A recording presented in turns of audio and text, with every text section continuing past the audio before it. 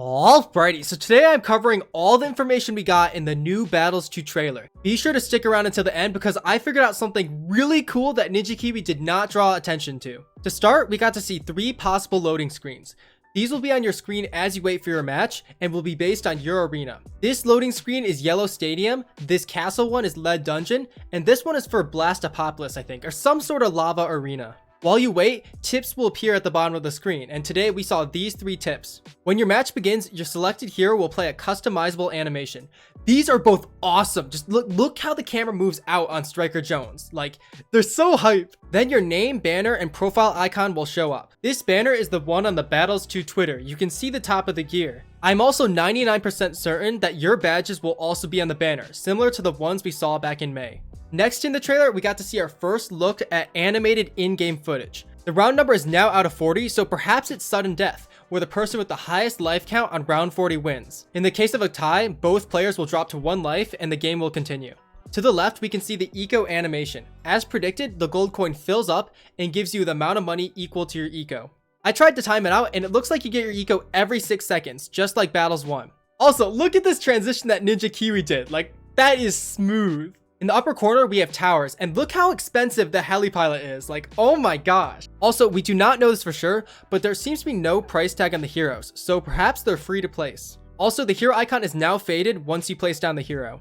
In terms of bloon sends, we now know that reroll can be sent on round 8, camos on round 12, and fortified on round 19. And even though there's lots of room on the bar, you can only send 5 sets of bloons at a time.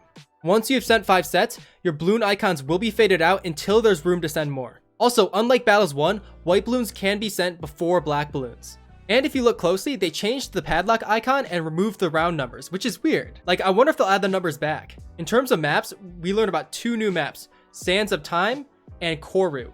If you Google Koru, it's apparently a symbol in New Zealand, which is where one of Ninja Kiwi's headquarters is. I thought this map would actually be called Swamp though, because it looks really similar to Swamp, which is a map in Battles 1. We also got to see this red crystal map from before, and we finally got a clear image of this grass map. Like, this is super cool. Something to note is that in the center of the red crystal map, there are crystals on the left, but not on the right. This means that movable obstacles will be a thing in Battles 2. You can see this on the grass map too. The statue is missing, and all that remains is this blue stuff. Speaking of the grass map, we can see a first blood pop-up, which will be shown when lives are first lost in the game. They'll probably have more of these pop-ups, like, I wonder what they'll add. For decals, we have 2 new decals, this Striker Jones one, which is absolutely hilarious. Like, look at that, that's so funny. And then we have this hat, which is from the Kylie Boomerang. On Koru, we can also see this dart monkey animation, which is, it's cute, it's hilarious. Like, look at that. This likely means that all towers and heroes will have an idle animation when they're not popping balloons, which is, that's awesome. Like, that's so cool. We also learned that there's gonna be popping animations in Battles 2, and these are insane. We have a standard white one, a yellow sparkly one, a rainbow one, and this fire one. On top of that, there are explosion animations, all right? We have this big circle one. I'm not sure if it's the default.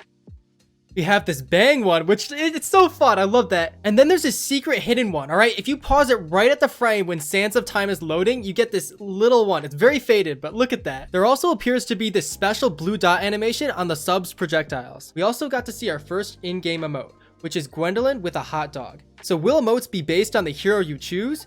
We'll have to see. This brings up something else. When you enter a match, your selected hero plays an animation, but you haven't even chosen your hero yet. So you might have a default showcase hero that you choose outside of matches. Next, if you look at the borders, we can learn more about the arenas, all right? We have Yellow Stadium here, White Wasteland, Lead Dungeon, and this is probably Ceramic Crucible, I don't know. Now let's look at how you choose your towers. We got to see selection screens for Lead Dungeon and White Wasteland with their corresponding backgrounds, which look absolutely spicy. Like, look at those. Wi-Fi indicators have been added in the corners, so you can see whose Wi-Fi is causing a bunch of lag and making it harder to micro, so you can't ground zero the BFBs and lose. Sorry. You and your opponent will both choose a hero and 3 towers. You can see your opponent's hero, but not their towers. After you select your hero, you can choose from 3 emotes. Each hero will have their own emotes that you can likely change in or out. Gwen has 3. Here is Gwen's fire breathing one. Also, this cocktail one might be the old animation that we saw back in spring. I predict that this is the default Gwen animation, and then you can slowly unlock cooler ones. Also, these emotes do not affect the game. They're just here so you can tease your opponent before the battle. Speaking of which, there doesn't appear to be a regular emote button where you can say like good luck or whatever. As for Quincy's, we also have 3 animations. Here's the money animation. We have yet to see the other 2 animations, but the pointing one is likely the same one that's on the Battles 2 Twitter banner. Now we have a Monkeys and Heroes tab. The hero backgrounds have changed from greenish to the slick orange color, and the icons are much bigger, which is pretty neat. The Monkeys tab is a bar, which starts with primary, and then you could swipe right to find military, magic, and support monkeys, or you can click the buttons to the left. On the right, the map name is at the top, with the map showcased below with a blue bar down the middle. We have no idea how many times you can skip it, but probably once. Lastly, the trailer ends with one of Gwen's victory animations and one with Striker Jones losing.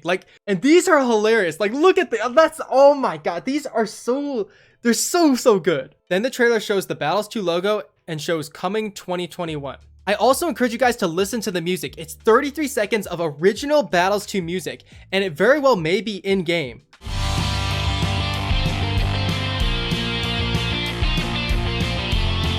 Ninja Kiwi has a Battles 2 Twitter, and they liked a message saying that the music better be in the game. Lastly, Ninja Kiwi put an update in the description. I'm not going to read it all the way, but all you need to know is that they're adding an in-game tutorial and development is going well. They're actually about to go into internal testing and bug fixing, which is awesome. This means they're close to having a functional game that they can work on. They also have this Battles 2 image in the background. Behind the logo, there's a blurry image of some sort of village background. It looks pretty neat. And that is everything I noticed in the Battles 2 trailer, except for one thing. Allow me to reveal the coolest thing I noticed, alright? These Bloons TD outlines. You can see that they're dark and then they slowly increase, you know? I have spent entire minutes thinking about this, and here's what I found. The white is higher on the padlocks if it's closer to being unlocked. See how the white is higher the closer the padlock is to the top? So the border acts as a timer, telling you about how much time you have until those balloons are unlocked. But okay, what about the balloons? See these balloons right here? What's gonna happen is when balloons are unlocked, you will send them spaced. So they'll go out one at a time. And then after a set time, when the white reaches the top, you will be able to send them grouped, where you can send 3 sets of balloons at a time or whatever. This means after a certain round, you can no longer send spaced reds, spaced blues, etc. And this is a genius move. After round 10, why would you want to send spaced blues? There's no point. So this allows players to start with spaced balloons and then move to grouped. Let me know if you noticed anything else or what your favorite part of the trailer was. This is so hype. Yo, thank you guys so much for watching. Have a great day and be sure to brush your teeth. And please subscribe if you want.